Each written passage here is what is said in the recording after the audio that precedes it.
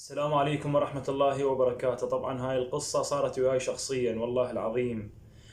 قبل فترة طلعت بعيني حباية بيضة جوا الجفن. قامت تبزني من أرمش عيني تبزني ودمع دائما تدمع.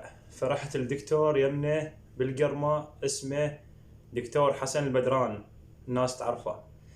رحت ليه شاف عيني قال لي عندك خراج بعينك طالع، فسوى غسل عيني وانطاني علاج. هذا العلاج شوفوه، هذا العلاج والله العظيم. انطاني هاي القطرة مال العين، انطاني هذا دهن مال العين، وهذا كبسول شوفوه، وانطاني خير من العلاج. وهاي هم قطرة، لحظة شوية بعد شنطاني، واكو قطرة بغت موجودة بالثلاجة.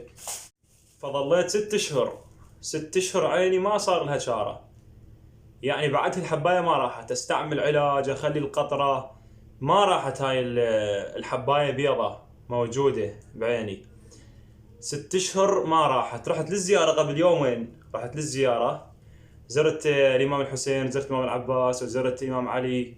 برجعتني على الحلة زرت شريفة بنت الحسن سلام الله عليها، مولاتي شريفة. زرتها قلت خل اطلب منها مرادي، قلت الله طيبني. مشيت ايدي على الشباك قلت يا شريفة عندي بعيني حباية ان شاء الله تشافين عيني. مسحت هيك مسحت بنية صافية. طلعت ورا ربع ساعة والله العظيم، ربع ساعة بالسيارة قاعد انا بالصدر، المراية فوقي. قلت خليني بقول عيني والله لين راحت البزة. كل مرة بعيني من نرمش بزة بعيني.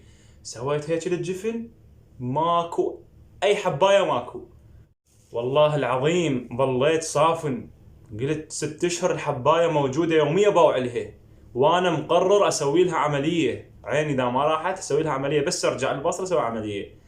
وياي شهود 2 شافوها الحباية.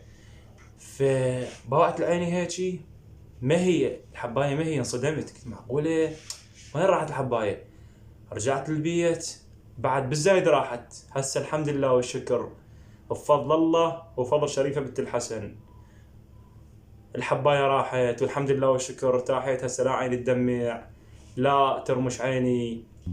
فقلت لها دخيلك يا شريفة والف مشكورة، يا بنت الحسن انت وبنت الاسطورة. حق هالناس لو سموك دكتورة وانت احسن من الدكتور.